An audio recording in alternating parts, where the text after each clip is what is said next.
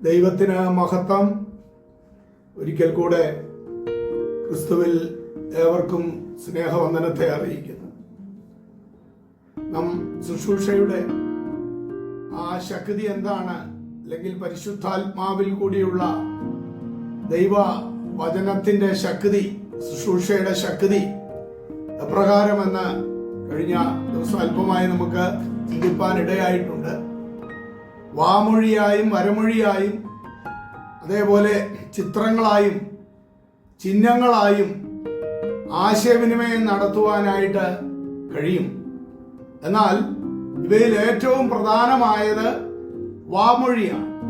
അഥവാ ദൈവവചനം നമ്മൾ ശക്തിയോടുകൂടെ പ്രസംഗിക്കുന്നതിലൂടെയോ സംസാരിക്കുന്നതിലൂടെയോ അത് ഏറ്റവും ശക്തമായിട്ട് മറ്റുള്ളവരിലേക്ക് നമുക്ക് പകർന്നു കൊടുക്കുവാനായിട്ട് കഴിയുകയാണ്. ക്രിസ്തുവിന്റെ ശുശ്രൂഷയെക്കുറിച്ച് നമ്മൾ ചിന്തിക്കുമ്പോൾ ക്രിസ്തുവിന്റെ ജനനത്തിന് ഏതാണ്ട് 750 വർഷങ്ങൾക്ക് മുൻപ് തന്നെ പ്രവാചകനായ യെശയ്യാവിലൂടെ ഇപ്രകാരം പറയുവാനായിട്ട് അല്ലെങ്കിൽ പ്രവചിപ്പാനായിട്ട് ഇടയായി തീർന്നിട്ടുണ്ട്. യെശയ്യാ പ്രവചനം 61:1-2 വാക്യങ്ങളിൽ, എളിയവരോട് സദ്വർത്തമാനം ഘോഷിപ്പാൻ യഹോവ എന്നെ അഭിഷേകം ചെയ്തിരിക്കൊണ്ട് യഹോവയായ കർത്താവിന്റെ ആത്മാവ് എന്റെ മേലിരിക്കുന്നു. ഹൃദയം തകർന്നവരെ മുറിവ് കെട്ടുവാനും തടവുകാർക്ക് വിടുതലും ബദ്ധന്മാർക്ക് സ്വാതന്ത്ര്യം അറിയിപ്പാനും യഹോവയുടെ പ്രസാദ വർഷവും നമ്മുടെ ദൈവത്തിന്റെ പ്രതികാര ദിനവും പ്രസിദ്ധമാക്കുവാനും ദുഃഖിതന്മാരെ ഒക്കെയും ആശ്വസിപ്പാനും സിയോനിലെ ദുഃഖിതന്മാർക്ക് വെണ്ണീറിന് പകരം അലങ്കാരമാലയും ദുഃഖത്തിന് പകരം ആനന്ദ തൈലവും വിഷണ്ണ മനസ്സിന് പകരം സ്തുതി എന്ന മേലാടയും കൊടുപ്പാനും അവൻ എന്നെ അയച്ചിരിക്കുന്നു. അപ്പോൾ ക്രിസ്തുവിന്റെ ജനനത്തിന് മുൻപ് തന്നെ എന്താണ് തന്റെ ദൗത്യം എന്നതിനെ കുറിച്ച് പ്രവാചകനിലൂടെ പ്രവചിച്ച ദുഃഖിതർക്ക് ആശ്വാസം നൽകേണ്ടതിനു വേണ്ടി, അതേപോലെ മറ്റ് പ്രയാസത്തിലും പ്രതികൂലങ്ങളിലും കൂടി കടന്നു പോകുന്നവർക്ക് ഏതെല്ലാം നിലകളിൽ അവർക്ക് വിടുതൽ നൽകണമോ അതിനെല്ലാം വേണ്ടിയാണ് ക്രിസ്തു ഈ ലോകത്തിലേക്ക് കടന്നു വരുവാനായിട്ട് ഇടയായി തീർന്നത് എന്നാണ് ഈ പ്രവചന ഭാഗത്ത് നമുക്ക് കാണുവാനായിട്ട് കഴിയുന്നത്. വിശുദ്ധ മത്തായി എഴുതിയ സുവിശേഷം 5, 6, 7 വാക്യങ്ങളിൽ ഏറ്റവും ശ്രേഷ്ഠമായ ക്രിസ്തുവിന്റെ ഗിരിപ്രഭാഷണമാണ്. ഈ 3 അധ്യായങ്ങളിലായി നീണ്ട പ്രസംഗമാണ് നമുക്കിവിടെ കാണുവാനായിട്ട് കഴിയുന്നത്.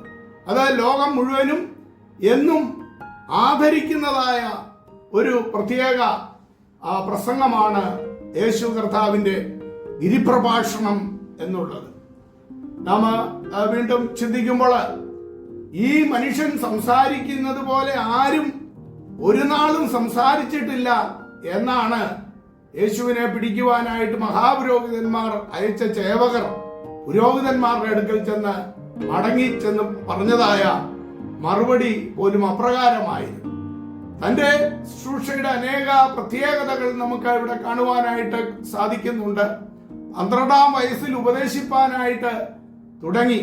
അത് അനേകരിലേക്ക് വിസ്മയം ജനിപ്പിക്കുവാനായിട്ട് ഇടയായി തീർന്നതായിട്ടും മറ്റും നമുക്ക് കാണുവാൻ സാധിക്കും. ലൂക്കോസിന്റെ സുവിശേഷം 2:46-47 ഒക്കെ വാക്യങ്ങളിൽ നമുക്കത് മനസ്സിലാക്കാവുന്നതാണ്. വീണ്ടും വളരെ അധികാരത്തോടു കൂടെയാണ് അവിടുന്ന് പഠിപ്പിക്കുകയും സംസാരിക്കുകയും ചെയ്തിട്ടുള്ളത് എന്നും നമുക്ക് മത്തായിയുടെ സുവിശേഷം 7:28 വാക്യത്തിൽ അത് കാണുവാനായിട്ട് സാധിക്കും. അതേപോലെ തന്റെ വാക്കുകൾ വളരെ ലാവണ്യ വാക്കുകളായിരുന്നു എന്നതാണ്. കേൾക്കുന്നവർക്ക് അത് വളരെ ആശ്വാസം പകരുന്നതായി. ഇന്ന് അനേകരുടെ വാക്കുകൾ കേട്ട ഉള്ള സമാധാനം കൂടി നഷ്ടപ്പെട്ടു പോകുന്ന അനുഭവങ്ങൾ കാണുമ്പോൾ തന്റെ വാക്കുകൾ വളരെ ലാവണ്യ വാക്കുകളായിരുന്നു എന്നതാണ് ലൂക്കോസിന്റെ സുവിശേഷം 4:22 നമുക്ക് മനസ്സിലാക്കുവാനായിട്ട് സാധിക്കുന്നത്. കൂടാതെ യാതൊരു വിധത്തിലും മുഖം നോക്കാതെയും ഒന്നും മറച്ചു വെക്കാതെയും വളരെ വ്യക്തമായിട്ടായിരുന്നു താന് സംസാരിച്ചത്. അത് ലൂക്കോസ് 4 28 മുതലുള്ള ഭാഗങ്ങളിലും നമുക്ക് കാണാൻ സാധിക്കുന്നുണ്ട്. അതേപോലെ ഹൃദയത്തെ വളരെയധികം കത്തിക്കുന്നവയായിരുന്നു എന്നുള്ളത് ലൂക്കോസ് 24:32 നമുക്ക് മനസ്സിലാക്കുവാനായിട്ട് സാധിക്കുന്നുണ്ട്. കൂടാതെ തിരുവെഴുത്തുകളെ വ്യാഖ്യാനിച്ച് ഉപമകളാലും ഉപദേശങ്ങളാലും അത് വളരെ വസ്തുനിഷ്ഠമായി ആർക്കും മനസ്സിലാകുന്ന നിലയിൽ തെളിയിച്ചു കൊടുത്തുകൊണ്ടാണ് അവിടുന്ന് ഉപദേശിച്ചിട്ടുള്ളത്. മത്തായി 13:35, ലൂക്കോസ് 24:32 ആ കാര്യങ്ങളും നമുക്ക് ശ്രദ്ധിക്കാൻ കഴിയുന്ന കാര്യങ്ങളാണ്. കൂടാതെ കേൾവിക്കാരെ വളരെയധികം അത് ശുദ്ധീകരിക്കുന്നതായിരുന്നു എന്നുള്ളതാണ്. ആ ശുദ്ധീകരിക്കുന്ന വചനങ്ങളാണ് അവിടുന്ന് പഠിപ്പിക്കാനായിട്ട് ഇടയായി തീർന്നത്. യോഹന്നാൻ 15:3 നമുക്കത് കാണുവാൻ സാധിക്കുന്നുണ്ട്. ദൈവവചനം നമ്മോട് പറയുമ്പോൾ ഒരുത്തൻ സത്യവാചകം കേട്ടിട്ട് താന് സാക്ഷിയായി കാണുകയോ കേൾക്കുകയോ ചെയ്തത് അറിയിക്കാതെ അങ്ങനെ പാപം ചെയ്താൽ അവൻ തന്റെ കുറ്റം വഹിക്കണം എന്നാണ് ദൈവത്തിന്റെ വചനം ഓർമ്മപ്പെടുത്തുന്നത്. കേവലം വാക്കുകൾ കൊണ്ട് മായാജാലകം സൃഷ്ടിച്ച് സമയം മെനക്കെടുത്തുന്ന അനേകം പേരെ നമുക്ക് കാണുവാനായിട്ട് കഴിയും. ഇപ്രകാരമുള്ള വാചാലത ആർക്കും ഒരു ഗുണവും ചെയ്യുകയില്ല എന്നുള്ളതാണ് നമുക്ക് മനസ്സിലാക്കുവാനായിട്ട് സാധിക്കുന്നത്. അവരുടെ ഉള്ള സമയം കൂടി നഷ്ടപ്പെടുത്തി കളയുകയാണ് ചെയ്യുന്നത്. എന്നാൽ യേശു കർത്താവിന്റെ ആദ്യ ആ മെസ്സേജ് തന്നെ സ്വർഗരാജ്യം സമീപിച്ചിരിക്കാൻ മാനസാന്തരപ്പെടുവീൻ എന്നതായിരുന്നു ക്രിസ്തുവിന്റെ ആ പ്രസംഗത്തിലെ കാതലായ സന്ദേശം എന്നതും നാം ഓർത്തിരിക്കേണ്ടത് ആവശ്യമാണ്. അതേ പ്രിയമുള്ളവരെ, ദൈവത്തിന്റെ വചനത്തിന് മാത്രമേ മനുഷ്യനെ രൂപാന്തരപ്പെടുത്തുവാനായിട്ട് കഴിയത്തുള്ളൂ. ദുഃഖത്തിലും നെടുവീർപ്പിലും വേദനയിലും കണ്ണുനീരിലും കൂടി കടന്നു പോകുന്നവർക്ക് ആശ്വാസവും ധൈര്യവും പ്രത്യാശയും നൽകി കൊടുക്കുവാനായിട്ട് കഴിയുകയുള്ളൂ എന്നുള്ളത് നാം പിന്നെയും ഓർത്തിരുന്നുകൊണ്ട്, അതിനാണ് ദൈവം നമ്മെ ഓരോരുത്തരെയും ആ വലിയ ഉത്തരവാദിത്വം ഫലമേൽപ്പിച്ചിരിക്കുന്നത് എന്ന് ഓർത്തുകൊണ്ട് അത് നിറപടിയായി ചെയ്യുവാൻ ആവശ്യമായ ദൈവകൃപ നമ്മളിൽ പരിശുദ്ധാത്മാവ് പകരട്ടെ. ആമേൻ.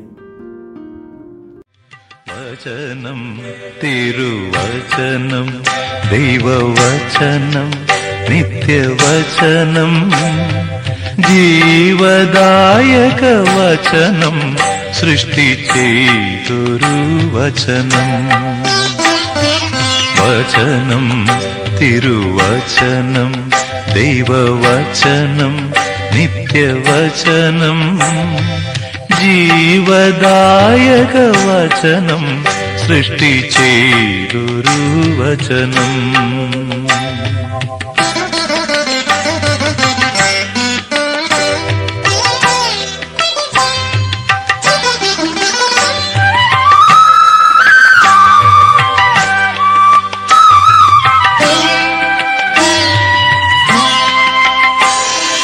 വചനം മാംസമെടുത്തുലകിൽ ഭൂവാസികളൊത്തു വസിച്ചലിവിൽ.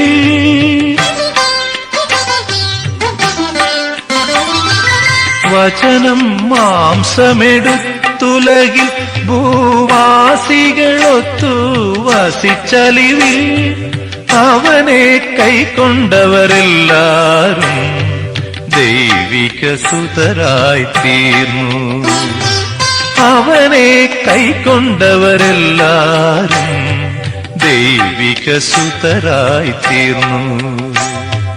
വചനം, തിരുവചനം, ദൈവവചനം, നിത്യവചനം, ജീവദായക വചനം, സൃഷ്ടി ചെയ്തൊരു വചനം.